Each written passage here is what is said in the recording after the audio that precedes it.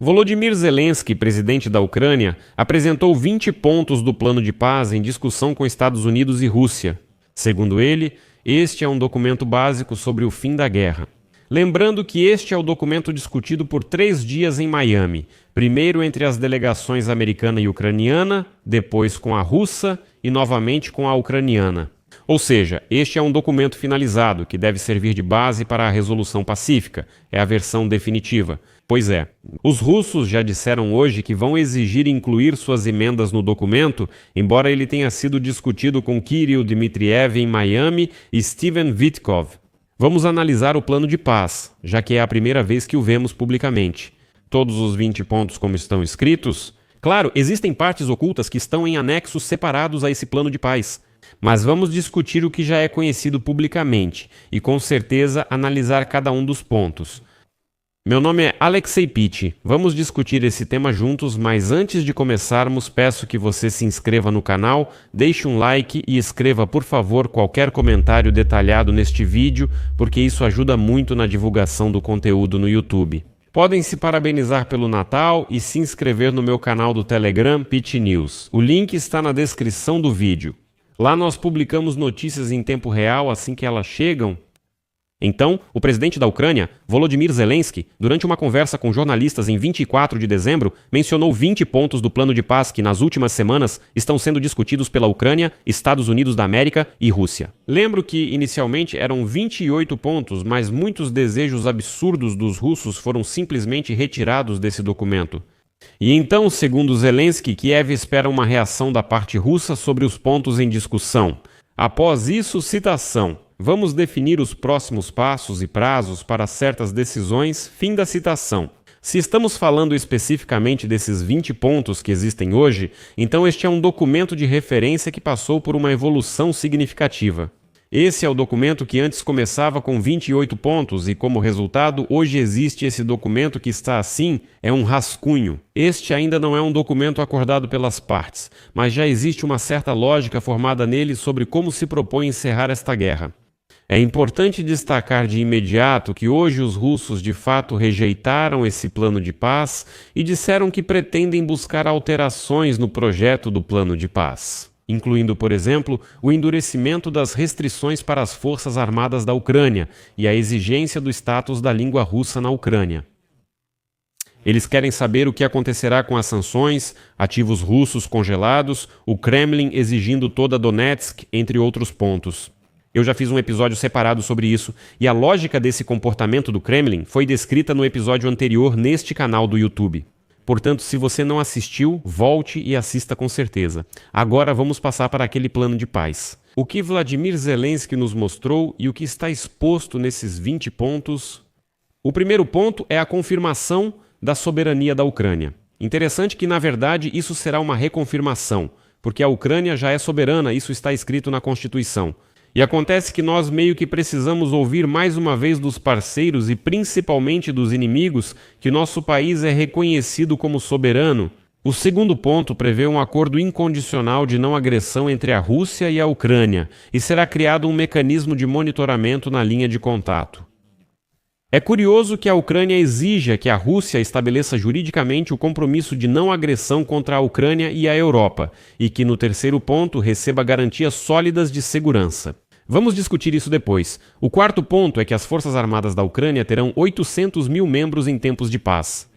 Agora, por exemplo, no meu canal do Telegram, um dos inscritos fez a seguinte pergunta: por que exatamente 800 mil? Não há uma inconsistência aqui. Afinal, agora há 1.100.000 soldados nas Forças Armadas da Ucrânia, e assim por diante.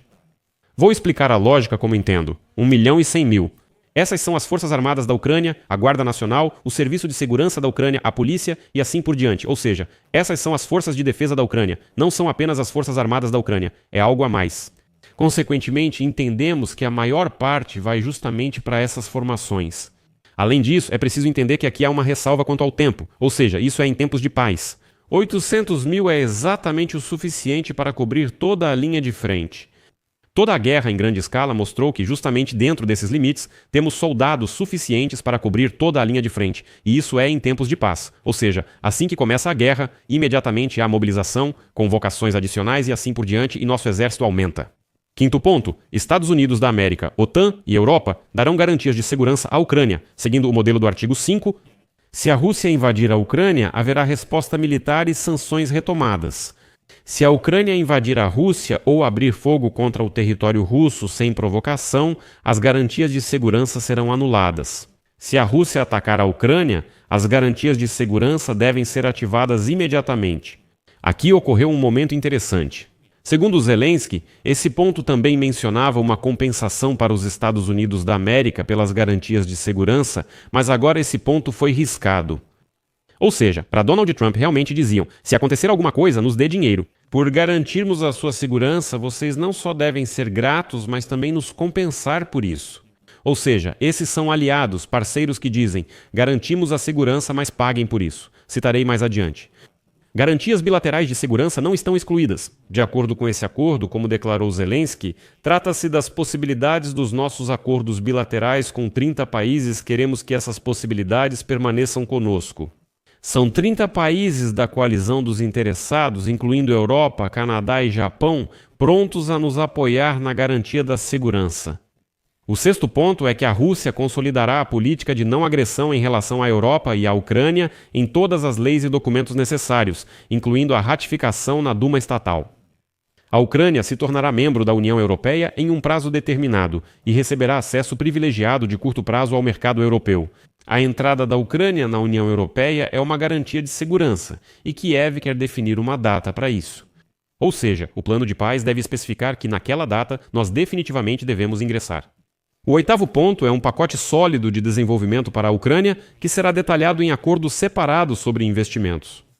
Ele incluirá, em particular, um fundo de desenvolvimento para investimentos, desenvolvimento da infraestrutura de gás, reconstrução do território, extração de minerais e recursos naturais.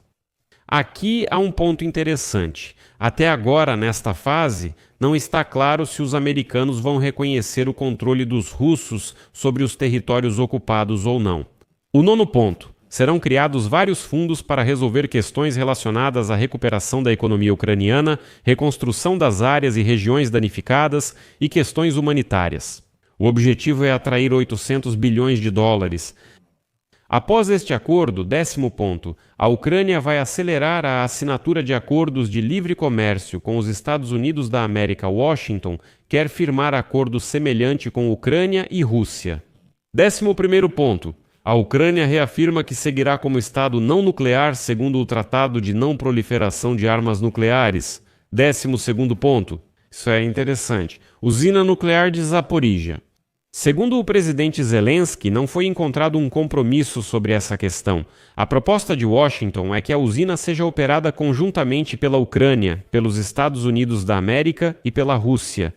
Estados Unidos da América sugerem dividir o controle igualmente. Ao mesmo tempo, os americanos serão o principal gestor dessa joint venture. A proposta ucraniana é diferente. A usina nuclear de Zaporizhia será uma joint venture composta pelos Estados Unidos da América e pela Ucrânia. 50-50, nenhum russo ou ucraniano sujo pode estar na liderança da usina nuclear de Zaporizhia. Nesse caso, 50% da eletricidade produzida vai para a Ucrânia. Os outros 50% ficam para os Estados Unidos da América decidirem. Se quiserem, podem vender para os russos. Se não quiserem, podem fazer o que quiserem. Mas a posição da Ucrânia é que não se pode legalizar a tomada da usina nuclear de Zaporizhia pelos russos. Isso parece muito estranho e seria simplesmente um precedente para o mundo inteiro. Chegam invasores sujos, tomam uma usina nuclear, enfatizo nuclear, e depois nossos aliados nos dizem: olha, simplesmente dividam ela 50-50. É como se eu chegasse até você, pegasse seu dinheiro, não sei, seus $100, e depois chega uma pessoa que quer nos trocar e diz: olha, simplesmente dê $50 para ele e pronto, vocês ficam com 50 cada um, está tudo certo. Isso claramente não resolve o problema. Desculpe por explicar essa situação de forma tão banal, mas soa muito estranho que a Rússia tenha qualquer direito de administrar a usina nuclear de Zaporizhia. Vamos em frente. Ponto 13. Ucrânia e Rússia vão adotar programas educacionais nas escolas e sociedade para promover compreensão, tolerância cultural e eliminar racismo e preconceitos. A Ucrânia adotará as regras da União Europeia sobre tolerância religiosa e proteção dos idiomas das minorias. Aqui tem um ponto interessante, precisamos discutir, ok? Ou seja, a Ucrânia basicamente está dizendo que apoia o respeito ao idioma russo, por exemplo, na Ucrânia, mas então a Rússia também seria obrigada a implementar programas educacionais nas escolas. Explicar que a Ucrânia é um estado soberano, que não há nenhum nazista ou seguidores de Bandera lá. Explicar aos seus russos ignorantes que essa é uma nação separada, não é um povo irmão, não é um só povo, não, é uma nação vizinha e independente. Explicar toda a história da Ucrânia para os russos, para que as futuras gerações entendam o que realmente está acontecendo e assim por diante. Se for assim, se na Rússia surgirem escolas ucranianas, jornais ucranianos, sites de notícias ucranianos, ok? Então poderemos falar sobre a possibilidade de discutir a tolerância ao idioma russo na Ucrânia. Por exemplo, Putin declarou recentemente que de 5 a 10 milhões de ucranianos vivem na Rússia. Ok, então para esses 10 milhões de ucranianos, se vocês têm certeza de que há tantos assim na Rússia, ofereçam educação em ucraniano, façam alguma coisa, duvido que o Kremlin concorde com isso. O 14º ponto sobre território é na verdade o mais difícil. Segundo Zelensky, nas regiões de Donetsk, Lugansk, Zaporizhia e Kherson, a posição das tropas na data do acordo de paz seria reconhecida como linha de contato. A Rússia deve retirar suas tropas das regiões de Dnipropetrovsk, Mykolaiv, Sumy e Kharkiv para que esse acordo entre em vigor. Como explicou Zelensky, Moscou quer que a Ucrânia saia da região de Donetsk. Os Estados Unidos da América propõem um compromisso de zona econômica livre, ou seja, nem de vocês, nem de nós. Se não houver acordo para ficar onde estamos, ou seja, ninguém se retira, então a zona econômica livre só pode ser aceita por meio de um referendo entre os ucranianos. Zelensky destacou que os Estados Unidos da América apoiam o referendo, mas defende que todo o documento seja votado, não só uma questão. O referendo exige pelo menos 60 dias, por isso é necessário um cessar-fogo real na Ucrânia nesse período. Aqui há um ponto interessante. Antes de assinar o acordo, é preciso um cessar-fogo de 60 dias com a aprovação provisória dos russos, e depois ocorre um referendo na Ucrânia. Os ucranianos decidem se concordamos ou não com a zona econômica livre no Donbass. E só depois é que algum acordo de paz é firmado. Ponto 15. Após concordarem sobre futuros acordos territoriais, Rússia e Ucrânia prometem não alterá-los à força. Ponto 16. A Rússia não vai impedir a Ucrânia de usar o rio Dníper e o Mar Negro para atividades comerciais. Isso quer dizer que navios ucranianos cruzarão o Dníper por áreas ocupadas. Será firmado um acordo marítimo separado e um acordo de acesso que abrangerá a liberdade de navegação e transporte. No âmbito desse acordo, a curva de Kinburn será o 17º ponto. Será criado um comitê humanitário para resolver questões em aberto, promover troca de prisioneiros de guerra, retorno de civis, incluindo crianças e presos políticos, e solucionar problemas das vítimas do conflito. Ponto 18. A Ucrânia deve realizar eleições o mais rápido possível após a assinatura do acordo. Primeiro presidenciais, depois parlamentares. Ponto 19. Este acordo será juridicamente vinculativo e sua implementação será monitorada pelo Conselho da Paz sob a presidência de Donald Trump. Em caso de violação, serão previstas sanções, mas ainda não se sabe quais. Ponto 20. Assim que todas as partes concordarem com este acordo, um cessar-fogo total entrará imediatamente em vigor. 21. A Ucrânia submeterá o acordo à ratificação do parlamento ucraniano ou realizará um referendo nacional para sua aprovação. A Ucrânia pode decidir realizar eleições ao mesmo tempo que o referendo. Presume-se que o acordo entrará em vigor após ambas as partes cumprirem suas obrigações previstas nesse acordo. As garantias de segurança só entrarão em vigor mediante a ratificação completa do acordo ou sua aprovação por referendo. Zelensky disse que, além do plano de paz, mais 3 documentos estão em discussão. 26 é um documento tripartite entre a Ucrânia, os Estados Unidos da América e a Europa sobre garantias de segurança. 27, um documento bilateral entre a Ucrânia e os Estados Unidos da América sobre garantias de segurança. 28, um roteiro, um mapa para a reconstrução e o desenvolvimento econômico da Ucrânia até 2040-30. O Kremlin, como vocês sabem, hoje eu disse que não gostamos de todos os 20 pontos e vamos, digamos, revisá-los, refazê-los. E o que exatamente o Kremlin quer refazer, eu contei no episódio anterior, por isso não deixe de acessar o canal e assistir, caso você ainda não tenha visto. Então, quando publiquei hoje esses 20 pontos do plano de paz no meu canal do Telegram, Pet News, um dos inscritos fez justamente uma pergunta interessante. E se a Rússia abrir fogo sob uma bandeira falsa ou através de algumas pessoas desconhecidas? Provavelmente ele fala dos homenzinhos verdes, como na Crimeia. Então, as garantias de segurança deixam de valer nesse caso? Bem, porque está escrito no acordo que, se a Rússia abrir fogo contra a Ucrânia, então os americanos e europeus devem, inclusive por meios militares, de alguma forma reagir a isso. Na verdade, aqui existe uma resposta. Porque no âmbito das negociações que aconteceram em Miami no último fim de semana, foi discutida a questão de que os serviços secretos americanos deveriam monitorar constantemente e rastrear todas as ações e movimentos do exército russo. E lá estava especificado um ponto de que os americanos, a inteligência americana, deveria monitorar para garantir que, Deus me livre, não aconteça um ataque sob bandeira falsa. Se um ataque sob bandeira falsa acontecer, será tarefa da inteligência americana identificar que foram os russos. E mesmo assim, as garantias de segurança continuarão em vigor. Esses pontos foram discutidos detalhadamente nas negociações em Miami no último fim de semana. Por isso, pelo que entendi, os militares ucranianos, além de Umerov, nas negociações, foram justamente eles que detalharam esses pontos delicados. É preciso entender que o que estamos discutindo é a parte pública. Existe também uma parte não pública, isso também deve ser lembrado, por exemplo, a questão das garantias de segurança. Lá haverá vários documentos. Eu já fiz um vídeo sobre esse assunto no YouTube, mas vou repetir. Existe um documento público, político, e existe um documento técnico. E esse é o documento técnico. Essa é a parte do acordo que diz respeito exclusivamente aos militares, exclusivamente à mecânica das ações, o que fazer. E lá está justamente escrito: e se acontecer tal coisa? Há vários itens. Sob bandeiras estrangeiras, pessoas desconhecidas, se acontecer isso ou aquilo, etc. Novamente, está claramente definido o que caracteriza a violação do cessar-fogo, seja um tiro, disparo de obuseiro ou qualquer ação que identifique a quebra do regime. Por isso, todos esses detalhes técnicos estão claramente especificados lá, então quanto a isso, eu não me preocuparia.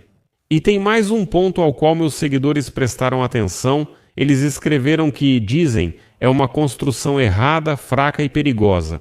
Vincular garantias de longo prazo a uma figura política, Donald Trump, e aqui é preciso esclarecer um ponto. Ninguém pretende vincular garantias de segurança e um acordo de paz à pessoa de Donald Trump. Por isso, a Ucrânia exige que as garantias de segurança sejam ratificadas pelo Congresso dos Estados Unidos, tanto na Câmara dos Representantes quanto no Senado. Se o documento for ratificado, ele se torna juridicamente obrigatório. Esse documento não é um documento assinado por algum presidente. É um documento assinado entre os Estados, Ucrânia e Estados Unidos da América. Portanto, quando você ouve que está acontecendo a ratificação pelo parlamento, essa ratificação é, na verdade, a vontade do povo americano de fornecer garantias de segurança para a Ucrânia. Ou seja, você entende que esse já é um documento que não está de forma alguma vinculado à pessoa de Donald Trump? E, hipoteticamente, se daqui a alguns anos chegar ao poder nos Estados Unidos, por exemplo, um democrata ou um republicano que diga, não, acabou, nenhuma garantia. Então, para revogar essa lei, ele terá que passar novamente por todo esse processo no Congresso, e só o Congresso poderá revogá-la ou não. Além disso, é importante entender que todo acordo sempre tem proteções e dispositivos de segurança contra essas ações. E lá sempre está especificado que, por exemplo, uma das partes pode rescindir o contrato vigente, mas antes disso deve avisar. Por exemplo, na OTAN funciona assim: cada membro da Aliança do Atlântico Norte pode sair dela, mas deve avisar todos os aliados com pelo menos 1 ano de antecedência que pretende sair. Aqui não acontece da mesma forma, esses são todos detalhes jurídicos sutis que são especificados e a Ucrânia insiste nisso. Em geral, por enquanto, é preciso entender que este não é um plano de paz definitivo. Ele tem, claro, várias falhas, talvez algumas inconsistências, talvez em algum lugar algo nos pareça incompreensível ou estranho, mas Zelensky, aliás, admitiu que ainda nem tudo foi acordado até o fim, e vemos que os russos já não concordam. Dizem que vão discutir, contestar e propor opções próprias. Acredito que as negociações ainda vão demorar. Legendas de Matorzok. Aqui vou colocar reticências. Sua opinião, suas conclusões, escreva nos comentários abaixo deste episódio, inscreva-se no canal, ative o sininho e não se esqueça de deixar um like. Amigos, se este episódio foi interessante para vocês, se a informação foi útil, vocês podem agradecer o trabalho deste canal do YouTube com sua doação pelos links e dados na descrição deste vídeo. Lá está escrito: apoiar o canal Alexei Pet. Escolha qualquer formato que for mais conveniente para você. Ficarei grato por qualquer apoio de vocês. Mais uma vez desejo a todos um Feliz Natal e boas festas de Ano Novo. É isso, cuidem-se, até mais a todos.